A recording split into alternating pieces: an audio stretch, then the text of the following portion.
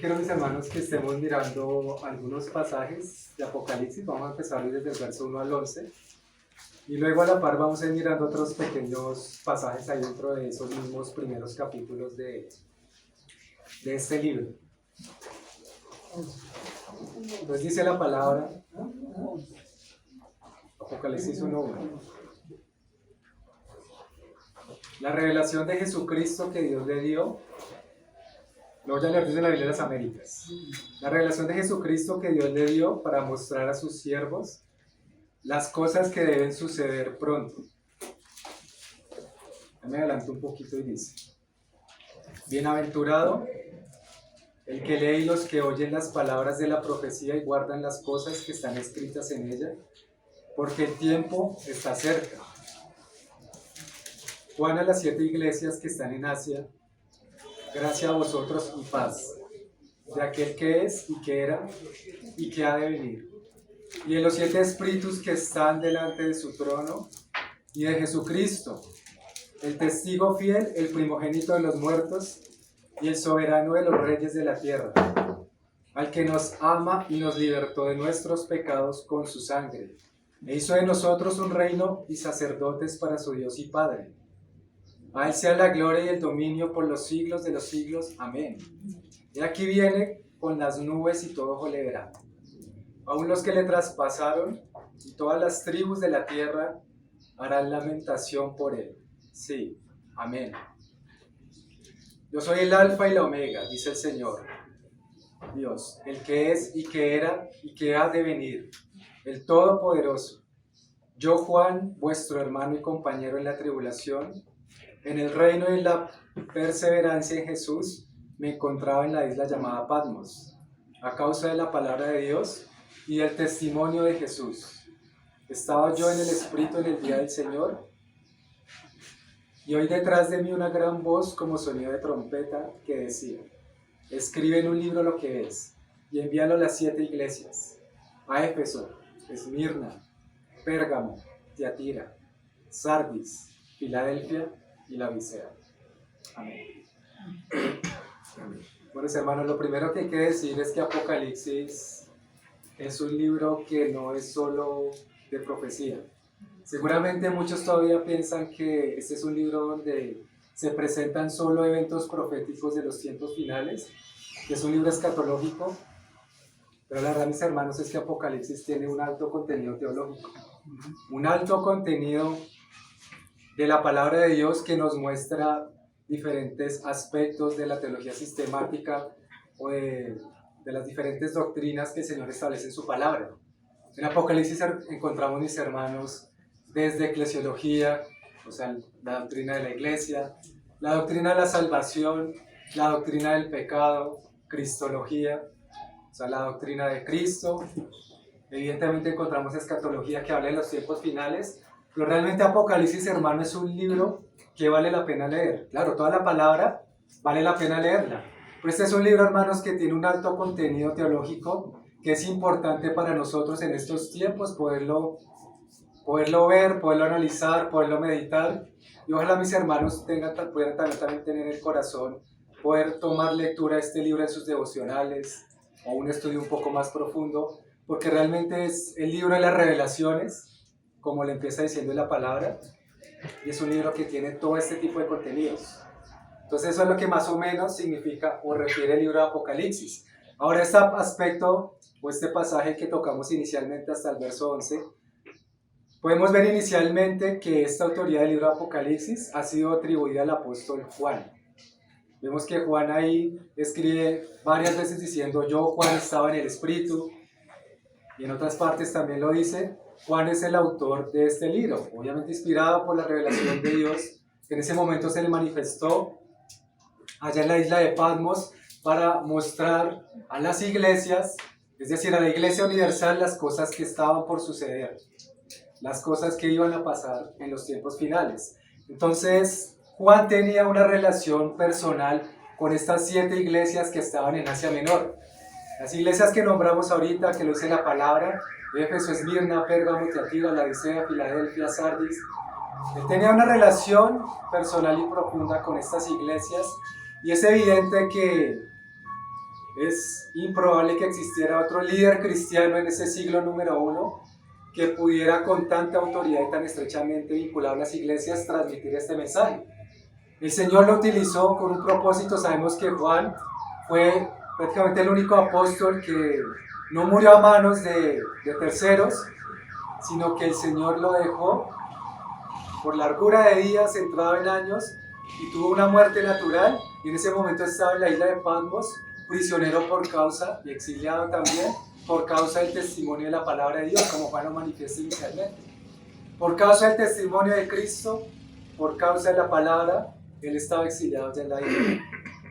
Incluso la palabra dice, ¿no? Juan estaba en el Espíritu cuando el Señor le manifestó estas cosas que habían de suceder.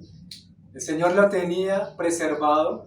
Y si ustedes recuerdan, incluso cuando en los 40 días que el Señor estuvo después de que resucitó, mostrando el reino de los cielos, en ese tiempo que restaura a Pedro caminando con él allá en la playa y Juan estaba ahí detrásito. Juan era un jovencito, tal vez de unos 12 años aproximadamente, y Pedro pues preguntándole al Señor, ¿y este qué?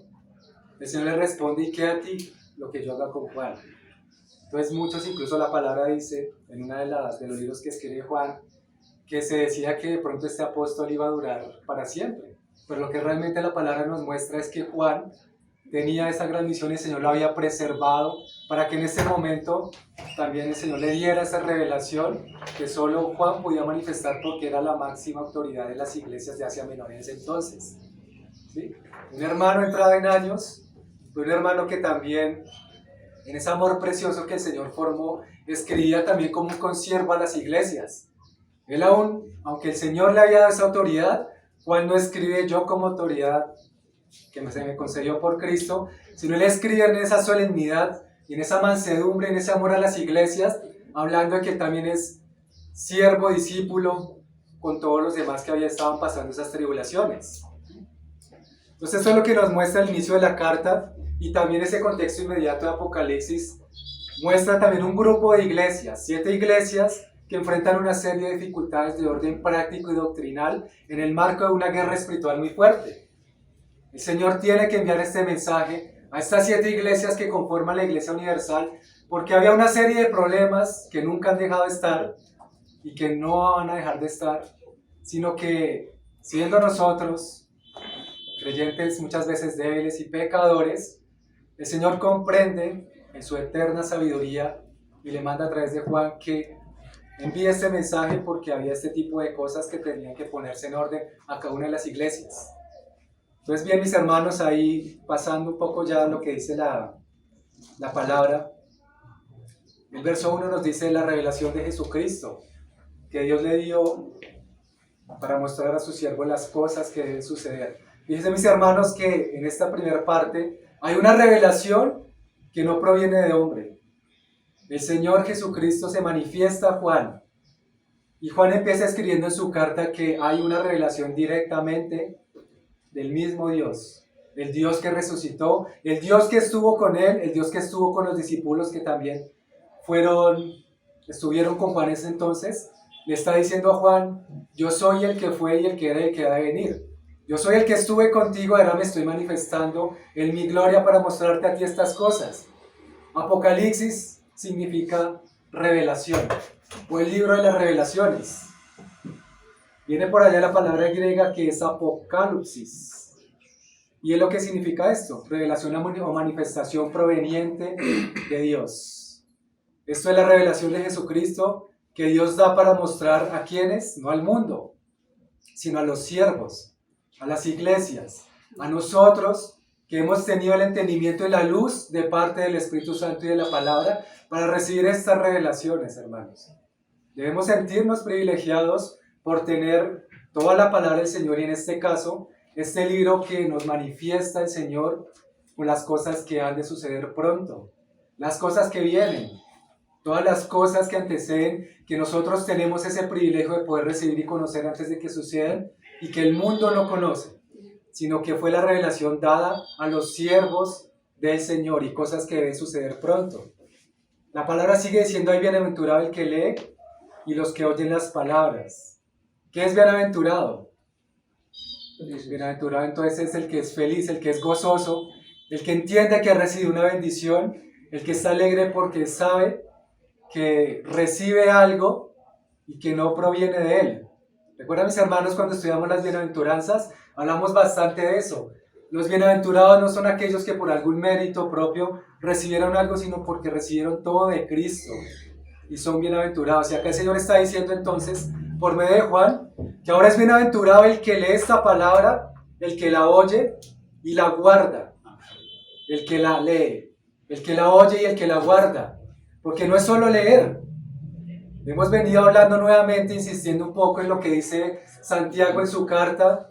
Una cosa es leer la palabra, una cosa es oír, otra cosa es atender lo que dice la palabra, escucharla y aplicarla también con la sabiduría que necesitamos del Señor.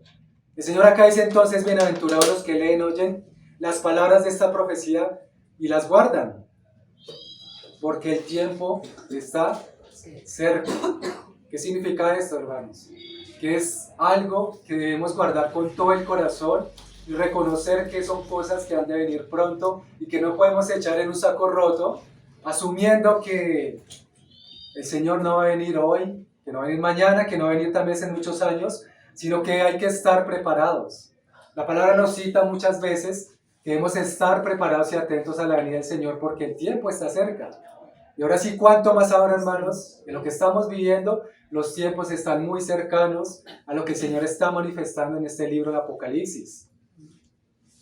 Dice la palabra entonces, seguidamente, Juan a las 7 iglesias en Asia.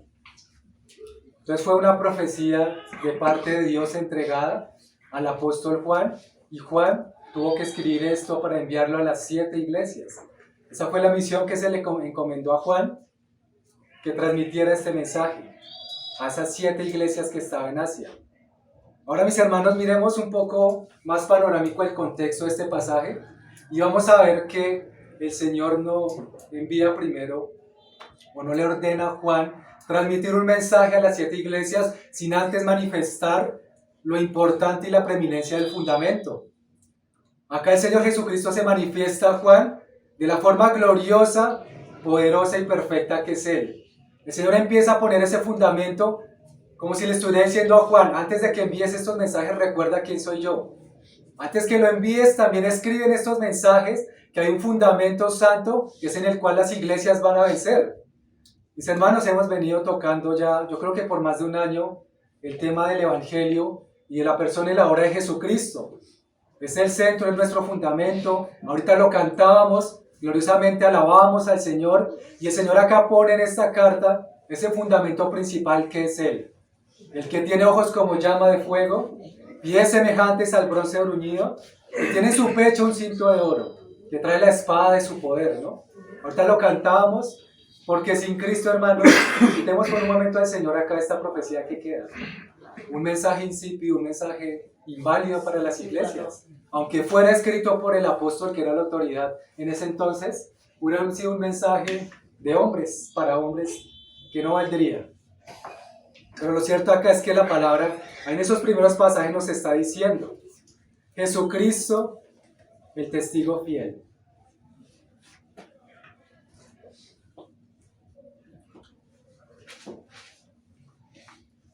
El testigo fiel, el primogénito de los muertos, el que resucitó, el soberano de los reyes de la tierra, el que nos amó y nos lavó en nuestros pecados con su sangre. Pone el Señor ahí el fundamento para que Juan escriba. Y recordemos, hermanos, que ahí la palabra está diciendo, escribe todo lo que has visto y estás viendo y vas a ver.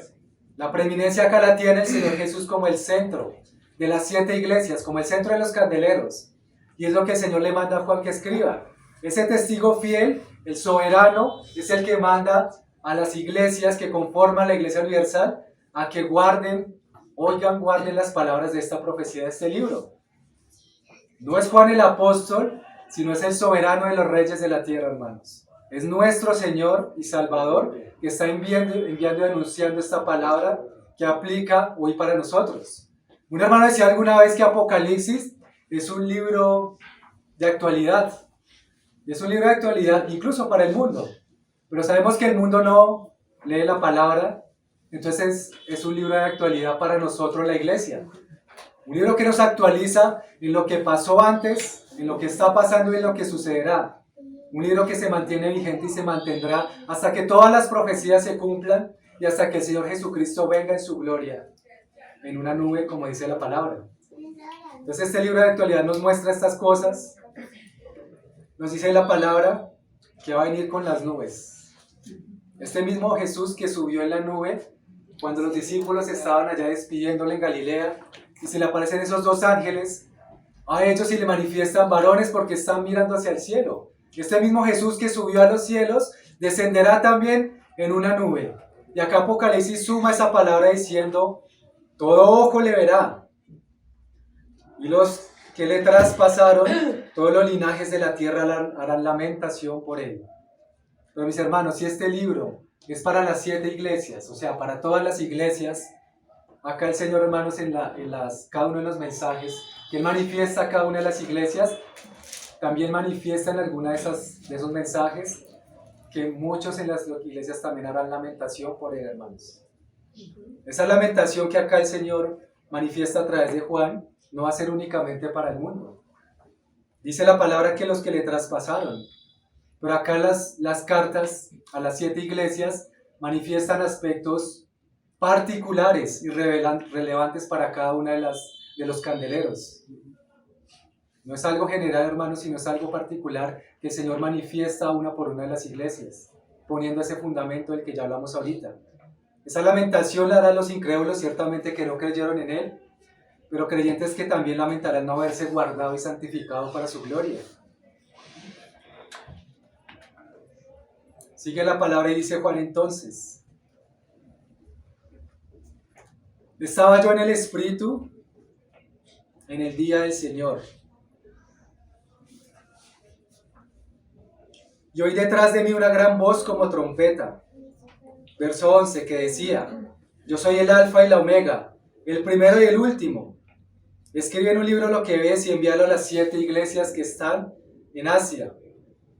Hermanos, hasta este pasaje, fíjense cómo es el contenido de lo que es la gloria del Señor, de lo que Él está manifestando, que Él es el Alfa y la Omega, que es el primero y el último, y es lo que el Señor también quiere que como iglesia tengamos muy presente en estos pasajes. Entonces, cita a las 7 iglesias ahí Juan, y luego Juan dice en el verso 11, me volví para ver para ver la voz que hablaba conmigo, y vuelto vi 7 candeleros de oro, y en medio de los 7 candeleros, uno semejante al Hijo del Hombre, vestido de una ropa que llegaba hasta los pies. Empiezan las características del Señor ahí, pero es algo, hermanos, que es una realidad para todas las iglesias.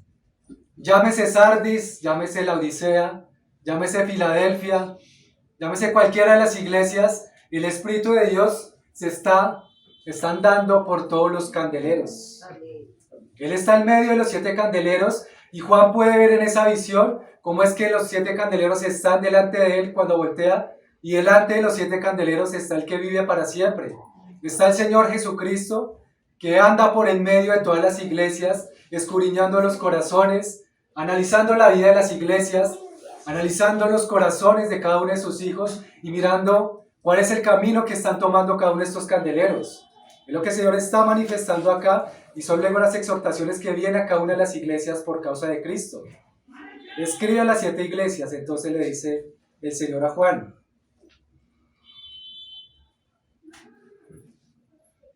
Ahora vamos, mis hermanos, ahí a Apocalipsis 2, verso 1, para empezar a mirar el mensaje, los mensajes que el Señor da a las iglesias.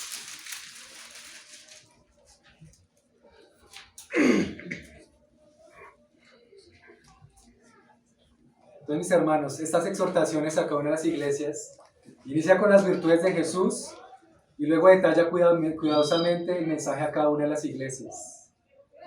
No es un mensaje general, sino el mensaje particular de lo que el Señor quiere manifestar según la vida que tienen cada una de esas iglesias. Fíjense, mis hermanos, que Filadelfia no es igual a Sardis, Sardis no es igual a la Odisea no es igual a Pérgamo, y así sucesivamente. El Señor tiene tanto cuidado, hermano, de cada candelero, que Él puede mirar la vida de las iglesias de cada una de las localidades y puede ver realmente en qué camino están andando las iglesias y qué es lo que necesita cada una escuchar. Dice ahí entonces el verso 1 de Apocalipsis 2 hasta el 5. Lo leo en la Biblia de las Américas. Escribe el ángel al ángel de la iglesia en Éfeso, el que tiene las 7 estrellas en su diestra, en su mano derecha, el que anda entre los 7 candelabros de oro. Dice esto: yo conozco tus obras, tu fatiga y tu perseverancia. Hay algo, hermanos, que si el Señor habla acá a las 7 iglesias, es que primero reconoce las cosas buenas, las cosas en las cuales ese pueblo, ese candelero, se ha venido esforzando o ha mantenido dentro de su corazón por amor al Señor. Acá el Señor empieza diciendo a la Éfeso: conozco tus obras, tu fatiga, tu perseverancia. El Señor tiene muy claro lo que Éfeso ha hecho. Éfeso es la iglesia donde estaba Timoteo, donde Timoteo era aquel pastor que había sido nombrado también, donde había muchos hermanos también con una buena madurez, pero el Señor también escribe estas cosas y luego dice: tengo esto contra ti. Pero muestra primero entonces esa fatiga y esa perseverancia que ellos tuvieron. Se esforzaron, se esmeraron, hicieron cosas para Dios, pero no todo termina ahí. Porque luego el Señor dice: tienes perseverancia, sufrió por mi nombre ciertamente, no desmayas, pero tengo esto contra ti, que has dejado tu primer amor. Recuerda por tanto de dónde has caído y arrepiéntete y haz las obras que hiciste al principio. Hermanos, esta era como una iglesia esforzada, una iglesia que tal vez hacía muchas obras, una iglesia que tenía muchas ocupaciones, pero las mismas ocupaciones, las mismas reuniones, incluso el mismo activismo, los había separado del primer amor. Ese primer amor que tenían estos hermanos cuando creyeron en el Señor Jesucristo. Si ustedes recuerdan, hermanos, cuando creyeron o cuando creímos, era algo que en nuestro corazón sobreabundaba de manera sorprendente y nos dejamos sorprender por el Señor de tantas cosas. Miramos la palabra y todo nos parecía tan precioso, tan hermoso, pero con el paso del tiempo, tal vez con el pasar de los años, olvidamos muchas de esas cosas y nos empezamos tal vez a ocupar en cosas que a la larga, aunque hay que hacerlas sin dejar de hacer lo otro. Como el Señor le decía alguna vez en los evangelios a alguien: haz esto sin dejar de hacer aquello. Todo es necesario, hermanos. Las reuniones son necesarias, la palabra es necesaria. Aún, hermanos, los elementos con los que el Señor nos bendice son necesarios. Pero mírenlo desde este punto, hermanos. Estas cosas son bendición del Señor, pero son cosas de forma. Porque lo que el Señor quiere realmente es que nos mantengamos en el primer amor. Y que si no hemos estado ahí, si lo hemos abandonado a Él, hemos abandonado este primer amor, entonces necesitamos volver a ese primer amor. El Señor dice: recuerda por tanto de dónde has caído. Recordemos, hermanos, si tal vez hemos reemplazado al Señor con cosas, o estamos buscando otras cosas, o en nuestra vida tiene preeminencia otras cosas más que realmente el Señor Jesucristo. Nuevamente, hermanos, reiteramos esto que dice la palabra. ¿Por qué el Señor enfatizaba tanto en ese capítulo 1 de que Él era el testigo fiel, el primogénito de los muertos, el alfa y el omega? Porque en este caso de Éfeso, la iglesia había olvidado todas estas cosas y se había dedicado a hacer tantas obras, tal vez, se había dedicado a hacer tantas cosas que habían olvidado lo realmente esencial que era de vivir una vida de iglesia, lo esencial de mantener la vida de iglesia, que era a Jesús como el centro. Hay un comentario bíblico que dice sobre esto: comprender, creer e incluso perseverar y defender la pureza doctrinal de la fe no es suficiente. Lo fundamental siempre será amar al Señor de todo corazón y asegurarnos de que Él ocupa el lugar más importante en nuestra vida. Solo así llegaremos a vencer. Será importante siempre perseverar, defender estas cosas, mantener la fe, pero todo esto, hermanos, no será suficiente si no tenemos al Señor Jesucristo como la más importante en nuestras vidas. Es lo que trasciende para tener una comunión verdadera entre hermanos, es lo que trasciende para servirle a Él, es lo que trasciende para comprar elementos para la iglesia, porque el Señor Jesús, hermanos, debe tener la preeminencia. Es el mandato que Él nos da porque Él es el que transmite vida a la localidad. Él es el que transmite la vida a nuestras vidas. No es, hermano, lo que tengamos. No es un salón. No son unas sillas. No son los elementos, que como decimos ahorita es una bendición que viene de parte de Dios. Es que Él es el centro de todas las cosas. Y en todas las cosas, hermanos, debemos saber que Él es el que merece la honra y la gloria. El Señor dice en su palabra que Él honra a los que le honran. No honramos, hermanos, unos objetos. No honramos lo que tenemos. Incluso más adelante vamos a ver la vida espiritual de la Odisea como era. Y era algo así, como una iglesia que se enfocaba tanto en sus riquezas, que se enfocaba tanto en lo que tenía, que pensaban que eran ricos. Pero a la larga el Señor da una exhortación tan fuerte que luego les dice a ellos, a la Odisea, pues, eres pobre, miserable, desnudo, porque creían que tenían todas las cosas. Hermanos, sin Cristo nosotros no tenemos nada. Aunque tengamos todas las riquezas, aunque tengamos todos los bienes materiales, sin Cristo no tenemos nada, hermanos. Y esto es lo que el Señor le está diciendo a esta iglesia. Mira de dónde has caído. Recuerda cuándo me dejaste. Recuerda cuándo te apartaste de mí para tomar otras cosas en tu vida que tomaron más relevancia que tu amor por mí. Mira de dónde caíste y arrepiéntete. Tremendo, y dice porque haz las obras que hiciste al principio. O sea, tal vez tenían más valor para el Señor esas obras que Éfeso había hecho al principio que después de muchos años. Tenía más valor para el Señor porque veía que esta iglesia, esas primeras obras las hacía con mayor corazón, con mayor amor, con mayor inspiración y con mayor deseo de agradar a Dios que las que hacía en este entonces cuando le transmite este mensaje. Si recuerdan ustedes, hermanos, cuando hay un hombre que le pregunta al Señor, Maestro, ¿cuál es el mayor de los mandamientos? ¿Qué es lo que responde él?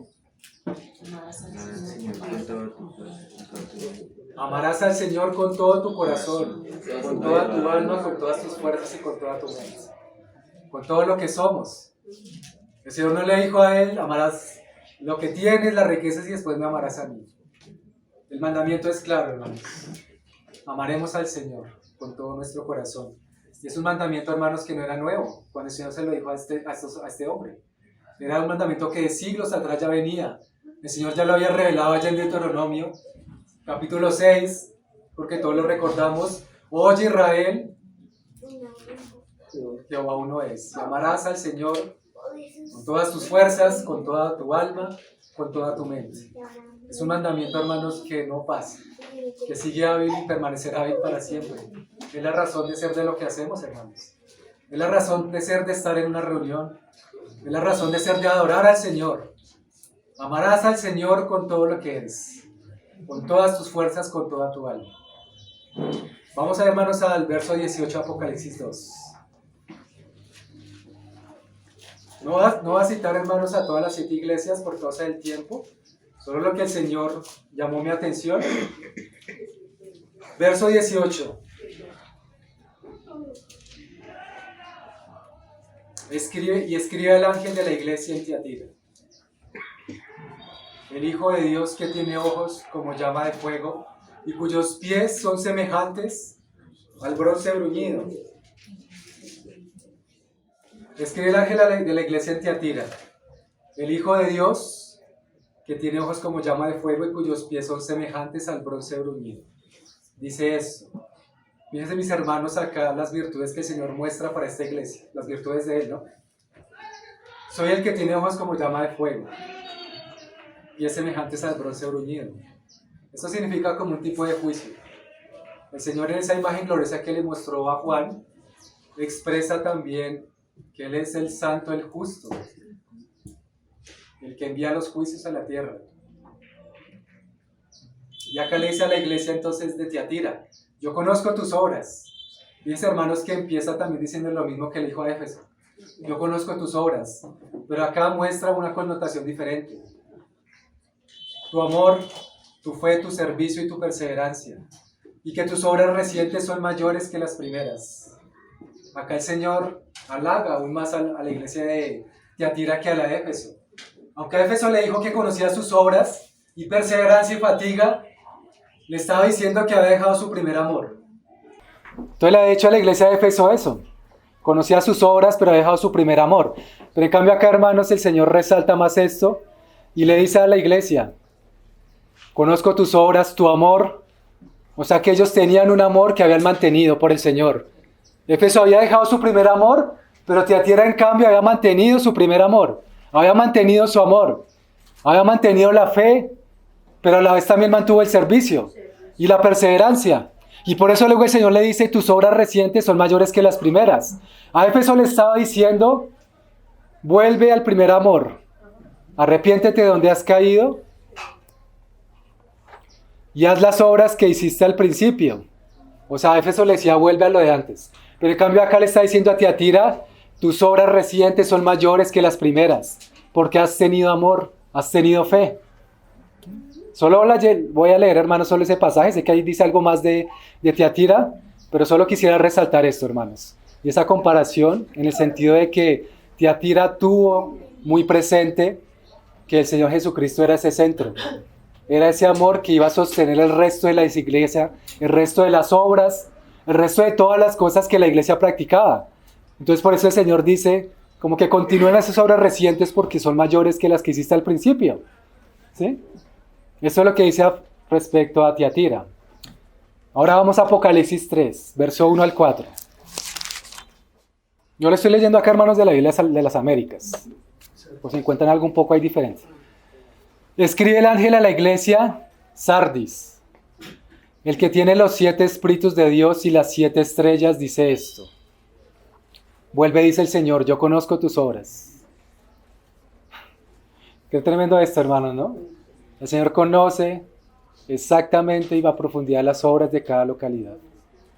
Independientemente sean buenas, independientemente que estén en el primer amor, que no estén bajo el primer amor, el Señor conoce las obras de todos los candeleros, hermanos.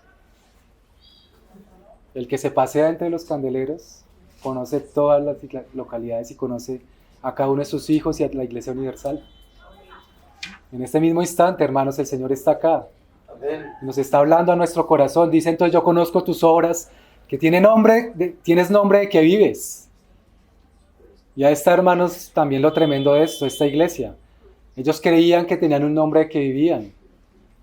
Podemos citar, hermanos, tantos nombres y colocar razones sociales, pero una razón social, un letrero gigante, no va a hacer que esa iglesia sea viva, ¿no? Mientras el primer amor le falte. Tienes nombre de que vives, pero estás muerto. Ponte en vela.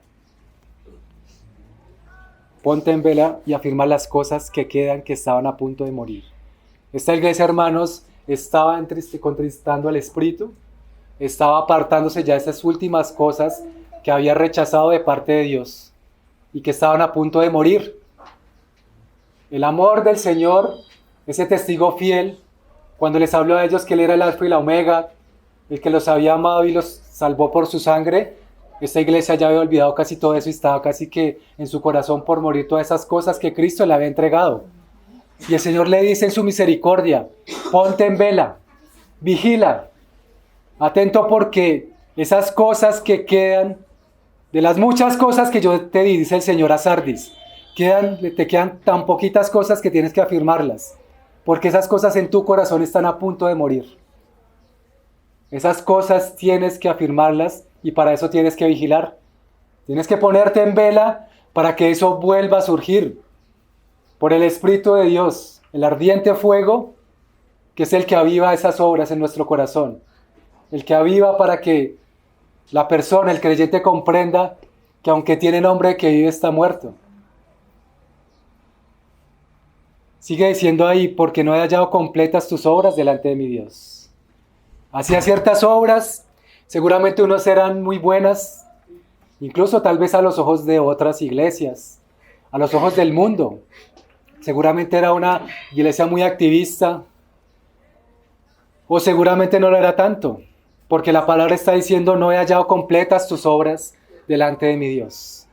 Obras a medias, obras tal vez edificadas con paja, obras como las que dijo el Señor cuando habló también en el Evangelio que decía, tengan en cuenta que si van a edificar, miren lo que hizo también este hombre que fue a edificar un edificio y que al levantarlo primero consideró si podía levantarlo completamente o se iba a quedar a medias. No vaya a ser que después se burlaran de él porque no pudo terminar la obra. Es tal vez lo que el Señor está diciendo acá a esta iglesia. No he hallado completa tus obras delante de mi Dios. Cosas a medias, hermanos, cosas mediocres. Cosas que no tenían valor para Dios porque eran cosas tal vez venidas solo del corazón del hombre. Cosas de la carne, cosas tal vez de los anhelos del corazón y cosas que lo único que hacían era que esta iglesia de Sardis se apartara de las verdaderas obras del Señor. Los hermanos conocen muy bien Efesios 2:8, donde el Señor dice, una fe que no es dada de nosotros, sino que es don de Dios, no por obras para que nadie se gloríe, pero luego sí, una fe que obra, obras preparadas de antemano para que andemos en ellas. Tal vez era una iglesia que se ocupaba en obras, pero no eran las obras del Señor. O si eran las obras de Dios, las hacían, hermanos, con cualquier cosa. Las hacían a medias. Y eso, hermanos, por la palabra, nosotros podemos entender que no tienen ningún valor para el Señor. Las cosas a medias es como si le estuviéramos entregando al Señor cualquier cosa, hermanos. Es como ese pasaje en el Antiguo Testamento cuando el Señor exhorta tan fuertemente a ese grupo de sacerdotes, de levitas, que estaban sirviendo con cualquier cosa. Cuando estaban sirviendo el pan, cuando estaban prestando el servicio, allá en el templo, llega el Señor y por el profeta los exhorta, los amonesta, mostrándoles en el corazón qué tenían ellos. Porque ellos decían, ¿en qué te hemos fallado? ¿En qué mal te hemos servido? ¿Cómo te hemos servido? Es que nosotros estamos haciendo bien. ¿Sí? Y el Señor les dice a ellos, has fallado en esto y en esto. Tú estás presentando un servicio, pero un servicio de mala gana. Tú estás prestando un servicio del cual sientes fastidio. Tú lo estás haciendo, pero de una forma mediocre, de una forma que es sin corazón sincero, de mala gana. E incluso la palabra muestra lo fuerte que es la exhortación del Señor, que les dice como que algún estiércol los iba a arrojar delante del rostro de ellos. Porque esas obras para el Señor no valían un centavo, hermanos. Las obras a media, hermanos, para el Señor no vale nada. Cuando la palabra nos está diciendo a nosotros que le amemos con todo el corazón, nuestras fuerzas, nuestra alma, entonces, ¿qué significa? ¿Qué obras? Entregar todo lo que tenemos, hermanos. Nuestras fuerzas, nuestra mente, lo mejor de nosotros, hermanos. Cualquier cosa a medias que presentemos con fastidio para el Señor no va a tener valor, hermanos. Eso va a ser como nadie y el Señor va a arrojar el estiércol. Porque acá está diciendo a la iglesia de Sardis, no he hallado completas tus obras delante de mi Dios. Cosas hechas a media, hermanos. O sea, esta iglesia podemos decir que terminó como ese hombre que no primero consideró los costos, sino que empezó a edificar y se quedó el edificio a medias. Acuérdate pues de lo que has recibido y oído. Guárdalo y arrepiéntete. Entonces, afirmarse en las cosas santas significa volvernos resueltamente en la dirección de Dios. Volver a los fundamentos de la fe, sabiendo que Jesucristo es el fundamento. Y el Señor le dice entonces a esta iglesia, acuérdate de lo que has recibido, oído y guárdalo y arrepiéntete. ¿Qué recibió esta iglesia que también recibieron todas las iglesias? Y lo que recibe cada creyente. El Espíritu Santo de Dios es lo que recibe cada persona que es nacida de nuevo. La palabra, la bendita palabra, que es la que transforma los corazones. Y el Señor está diciendo acá a esta iglesia esto entonces. ¿Qué fue lo que recibiste? Acuérdate de eso. Esta iglesia había olvidado entonces lo que había recibido. El Señor le dice que lo guarde y se arrepienta entonces. Vuélvase por ese camino. Y dice el Señor luego, si no velas vendré como ladrón y no sabrás a qué hora vendré sobre ti. Qué fuerte es esto, hermanos, porque este juicio era muy fuerte para esta iglesia. Y por eso, como decía al principio, el Señor se manifiesta a esta iglesia como el que tiene los 7 espíritus de Dios y las 7 estrellas. Y le dice estas cosas y luego dice entonces que vendrá como ladrón si no se arrepiente y cambia su parecer, cambia su manera de pensar, se convierte y empieza a hacer las cosas realmente por amor al Señor. Y luego dice ahí la palabra, pero tienes unos pocos en Sardis que no han manchado sus vestiduras y andarán conmigo vestidos de blanco porque son dignos. Acá hay algo impactante, hermanos, y es que era la misma iglesia, Sardis. Dentro de esa iglesia habían muchos miembros, no lo sabemos, acá la palabra no nos dice. Supongamos que eran 20, 30, 100, 1000 miembros. De los 1000 no todos estaban en esa posición o en ese lugar donde creían que estaban vivos pero estaban muertos. Habían tal vez muchos que sí, pero habían algunos que, como el Señor dice acá, unos pocos que no han manchado sus vestiduras. O sea, tremendo, hermano, es esto, y que en el mismo candelero habían unos que realmente sí se estaban esmerando en guardarse, en no manchar sus vestiduras, que el Señor les iba a dar a ellos el que caminaran con ellos de blanco, porque eran dignos. Unos sí andaban, hermanos, y otros no andaban. Y era el mismo candelero.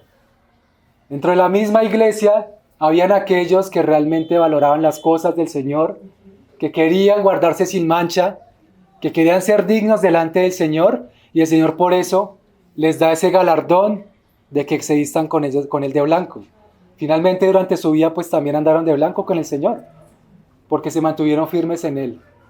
Pero lo tremendo, hermanos, es ver acá que dentro del mismo candelero pueden haber entonces unos que estén caminando guardando sus vestiduras y que hayan otros que estén caminando creyendo que están vivos pero están muertos. Personalmente, hermanos, para mí esta exhortación es la más fuerte de estas que consideré. Porque en un mismo mensaje el Señor dice muchas cosas a esta iglesia. Afirma las cosas que están a punto de morir. Era una iglesia que seguramente tenía un corazón tan endurecido que creía que todo lo que hacía estaba perfecto. Que no tenía un solo error, que se mantenía infiel y que iba ya al reino de los cielos. Pero la gran sorpresa y la misericordia del Señor, que antes de que esta iglesia el Señor llegara a quitarla, porque incluso ahí después de que dice, vendré a ti, vendré sobre ti, no sabrás a qué hora vendré. Si mal no estoy, acá es donde a esta iglesia le dice también, y quitaré el candelero. ¿Mm? Es una exhortación muy fuerte, hermanos, pero que nos lleva a ver esa misericordia del Señor para que nos muestre, hermanos, que si de pronto pudiéramos estar algunos de nosotros en esa condición, todo es el momento de que nosotros nos arrepintamos, de que nos guardemos en el Señor, de que cambiemos, hermanos, para el Señor. Vuelvo y digo, mis hermanos, en un mismo candelero estaban estos hermanos que guardaban sus vestiduras y estaban los que no. Y el Señor conocía perfectamente. Nosotros hemos visto que definitivamente no somos, o no podemos más bien leer el corazón de cada hermano, de cada hermana. Pero el Espíritu, hermanos, del Señor que se pasea por esta iglesia sí conoce cada uno de nuestros corazones. Y sabe a estas alturas quién está como Filadelfia, quién está como Sardis.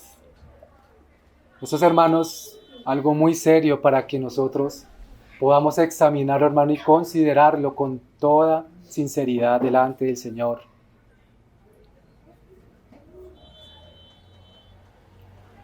Sigue ahí entonces Apocalipsis 3, verso 7,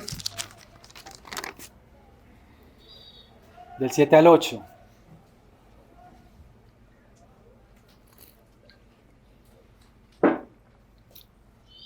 Y escribe al ángel de la iglesia en Filadelfia, el santo, el verdadero, el que tiene la llave de David, el que abre y nadie cierra, y cierra y nadie abre, dice esto. Vuelve y dice, yo conozco tus obras. He aquí he puesto delante de ti una puerta abierta, la cual nadie puede cerrar, porque aunque tienes poca fuerza, has guardado mi palabra y no has negado mi nombre. Qué precioso este mensaje que da el Señor a esta iglesia. Tienes poca fuerza, pero has guardado mi palabra, no has negado mi nombre, te has mantenido. Me adelanto un poco. Has guardado mi palabra y no has negado mi nombre. Porque has guardado la palabra de mi perseverancia, yo también te guardaré de la hora de la prueba. El Señor, hermanos, honra a los que le honran. Y Él está diciendo a esta iglesia, tú has guardado mi palabra, tú has sido fiel, tú te has mostrado lleno de amor por mí. Y por eso yo también te guardaré a ti del día de la prueba. Esa hora de la prueba que está por venir sobre todo el mundo. Esa hora de la prueba, hermanos, que no sabemos, será mañana, será en un tiempo, pero seguramente no será tan lejano. Pero ahí el Señor, hermanos, le estaba diciendo a esta iglesia que la iba a guardar. Esa palabra preciosa, ese mensaje que le dio a Juan al principio de aquel que era bienaventurado, el que leía, oía y guardaba. Esta iglesia lo estaba practicando. Y el Señor le dice estas cosas y luego dice también, como algo para que recuerde, vengo pronto, retén lo que tienes para que nadie tome tu corona. Retén lo que tienes. Aquellos hermanos, aquellos candeleros fieles, el Señor está diciendo, retén firme, mantente ahí, sigue perseverando hasta el final, guárdate ahí porque yo también te guardaré y tengo algo para ti. Para que nadie tome tu corona, retén lo que tienes. La palabra perseverancia significa en aquel entonces que algo que empieza lo termina. Fíjense lo que le decía a Sardis. Halló las obras más o menos hechas, halló las obras de ellos incompletas, obviamente era una iglesia que no perseveró. Y acá le está diciendo a Filadelfia entonces, mantente en esa perseverancia que te va a llevar hasta el fin, para que yo te dé la corona, para que nadie te la quite. Esa perseverancia que en algunas partes de la palabra significa paciencia también. Y acá también incluso le está diciendo a Filadelfia, guarda esa paciencia, yo te guardaré la hora de la prueba. Pero ¿por qué el Señor va a guardar a esta iglesia? Porque era una iglesia que comprendía lo que era la perseverancia, lo que comprendía que era la paciencia, para que esa paciencia tenga su obra completa. Eso era lo que decía Santiago cuando hablaba acerca de la paciencia, que tuviera esa obra completa para que el creyente sea perfecto y cabal. Es esa paciencia que el Señor halló en Filadelfia. No algo a medias, no algo que se queda solo a mitad, sino que algo que concluye, algo que termina, algo que se inició pero que termina, hermanos, hasta la meta. ¿Sí? Es lo que le dice el Señor a esta iglesia. Elogia a Filadelfia por su esfuerzo por obedecer. Dice Apocalipsis 3, 14 y 15. Ahí más adelantico. Y ya con esto vamos terminando, hermanos. Escribe el ángel de la iglesia en la Odisea. El Amén, el testigo fiel y verdadero, el principio de la creación de Dios, dice esto. Qué hermosas palabras del Señor que transmite desde Él para Juan y para las iglesias. Ese testigo fiel, como le decía al principio, pero también ese principio de la creación de Dios, ¿no? El alfa y la omega, el primero y el último. Vuelve, dice, acá empezando con el mensaje a la Odisea en este caso. Yo conozco tus obras. En los mensajes, hermanos, que hemos leído, todos dicen acerca de las obras. Recordemos, mis hermanos, que las obras que nosotros hemos recibido de parte del Señor para hacer, no son las muchas cosas que se van externas. No son las muchas cosas que puedan verse como algo bueno desde afuera, sino son esas obras, hermanos, que solo el Espíritu trae. Las obras es todo lo que nosotros hacemos, pensamos, decimos y hacemos, si lo hacemos para gloria de Dios o lo hacemos con otro propósito. ¿Cuáles son los frutos del Espíritu? Sé que todos los hermanos ya los conocemos. Y desde ahí parten esas obras que el Señor quiere que tengamos todos nosotros. No son las obras algo inmenso para ser famosos o para ser reconocidos o para que el mundo vea qué tremenda iglesia es esta, sino son esas obras, hermanos, que son desconocidas tal vez en el mundo, pero bien conocidas allá en el reino de los cielos. Y obras que vienen evidentemente desde el Espíritu Santo. Amor, fe, benignidad, bondad, mansedumbre, etc. Y vuelve el Señor y dice acá, yo conozco tus obras, que ni eres frío ni caliente. Este pasaje lo conocen también muy bien los hermanos. Ojalá fueses frío o caliente. Al respecto, quiero leer acá unos comentarios de este mensaje a la iglesia, esta iglesia de la Odisea. Dice un comentario bíblico, la Odisea siempre tuvo un problema con el suministro de agua. O sea, la Odisea era una ciudad. Y entonces el Señor pues llama a la iglesia de la Odisea porque están ubicados allá, en la Odisea. ¿Sí? No es porque esto sea una razón social, ¿no? Valga la pena la aclaración. Pérgamo, Esmirna, Tiatira, no es que el Señor hubiera dado nombre a estas iglesias como algo ya preeminentemente de lo que ellos hacían o dejaban de hacer, sino era donde las iglesias estaban ubicadas geográficamente. No son razones sociales ni denominaciones. Entonces la Odisea, la ciudad de la Odisea como tal, tenía un problema con el suministro de agua, del acueducto. Se construyó el acueducto para transportar agua a la ciudad desde manantiales que tenían agua caliente. Entonces ellos gozaban esta ciudad de estos manantiales. Y a partir de allá construyeron el acueducto para que llegara hasta la ciudad. Pero ¿qué sucedía? Cuando el agua llegaba a la ciudad, el agua no llegaba ni fría ni caliente. El agua llegaba tibia. Y seguramente esto el Señor es lo que utiliza para decir que esta iglesia ha llegado a ser tan insípida como el agua tibia que llegaba a la ciudad. Yo creo que todos alguna vez hemos tomado agua tibia, eso sabe bien feo. El agua tibia no sabe bien. Un líquido tibio generalmente no sabe bien, ¿no? Un tinto, por ejemplo, creo que los que les gusta tinto se lo toman es caliente. Entonces esto era lo que pasaba, hermanos, con este acueducto, era lo que el Señor manifestaba a la iglesia, de que eran tan insípidos como el agua tibia. Y el agua tibia es desagradable, y entonces la iglesia de la Odisea se había vuelto tan tibia, y por lo tanto era desagradable y repugnante. Los creyentes no adoptaban una posición firme, dice el comentario. La indiferencia de ellos hacia Cristo, hacia sus frutos, hacia su obra, hacia su amor, hacia Cristo, los había conducido hacia la sociedad. Por eso el Señor dice, conozco tus obras, pero es que tú no eres ni frío ni caliente. Por tanto, por lo cual mejor te hubiese sido, mejor ser frío o caliente, por lo cual te vomitaré de mi boca. Entonces una agua tibia, pues creo que provoca eso, ¿no? Sí. Repugnante, como vomitarla. Es lo que el Señor cada vez se refiere. Entonces al dejar de hacer las cosas por Cristo y en Cristo y para Cristo, la iglesia se había endurecido, tanto que estaba satisfecha de sí misma. Acá, hermanos, con esta iglesia también la exhortación que el Señor da es fuerte a esta iglesia porque era una iglesia que se ubicaba en una ciudad que tenía bastantes riquezas. Tenía muchas cosas. La industria de esta ciudad era muy buena.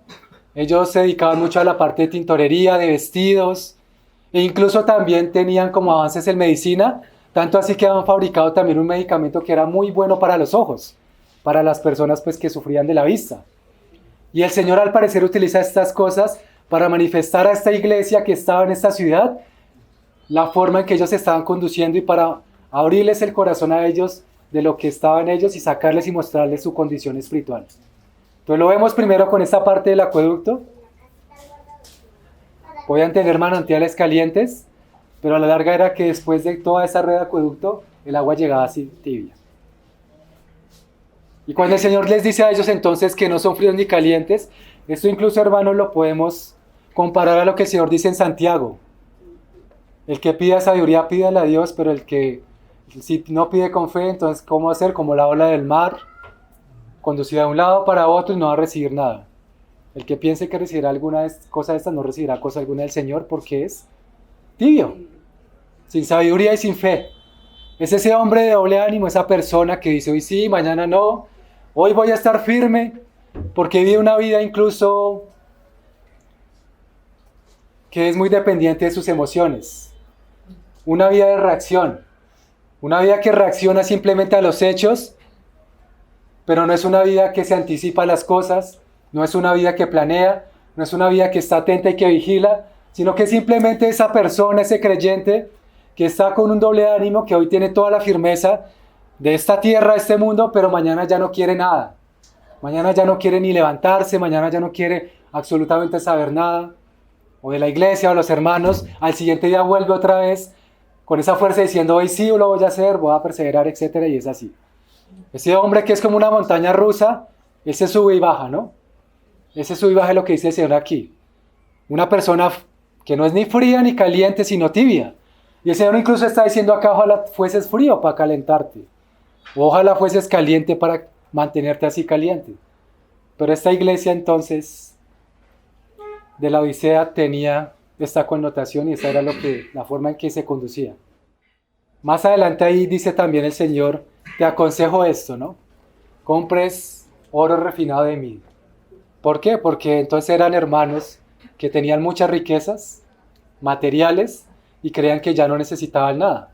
Por eso el Señor los exhorta tan fuerte diciéndoles, tú crees que no te falta nada, porque creían que tenían todo por lo material, pero realmente tú no tienes nada, eres un pobre, ciego, miserable.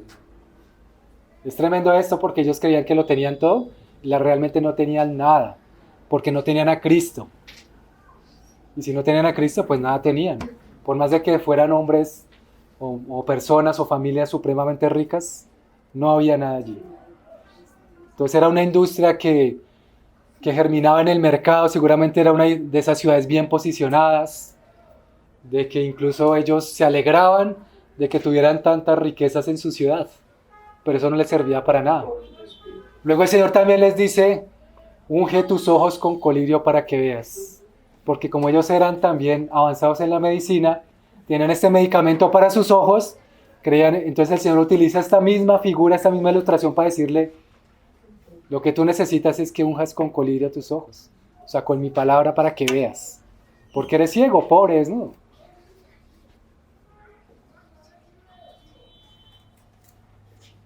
Entonces el Señor siempre, hermanos, pues muestra a las iglesias la forma en que cada uno de los candeleros podamos entender en qué condiciones estamos, cómo estamos avanzando, cómo estamos caminando delante del Señor como iglesia y cada uno de nosotros como miembro del cuerpo. Y estas exhortaciones, hermanos, como dice la palabra, ¿no? Oiga lo que el Espíritu dice a las iglesias. El que tiene oídos, oiga. No nos vamos a considerar, hermanos, no, yo estoy como Filadelfia, entonces no necesito lo que dice Sardis, lo que le dice el Señor a Sardis, o lo que dice la Odisea. El que tiene oídos, oiga lo que el Espíritu dice a las iglesias.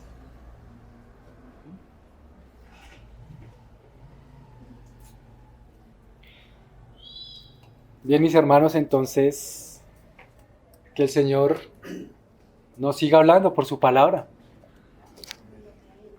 Que el Señor, hermanos, nos siga ayudando y que estos pasajes podamos también, hermanos, una vez más, pensar los hermanos razonando, pensando, reflexionando. Que no sea, hermanos, una información más, sino que sea algo realmente donde reconozcamos la superioridad de las Escrituras. Porque la palabra es la que nos transforma, hermanos. Y si el Señor nos está hablando también de esa hora de la prueba que está por venir, los tiempos que vienen, hermanos, afirmémonos en Cristo Jesús. Y para eso va a ser necesario que cada uno de nosotros como miembros nos afirmemos, para que la iglesia también estemos sólidos caminando, teniendo como preeminencia el Señor Jesucristo, el testigo fiel, el que nos salvó, ese alfa y ese omega. Es Cristo, hermanos. Una iglesia sin Cristo no es iglesia. Solo tiene un nombre de que está viva pero está muerta.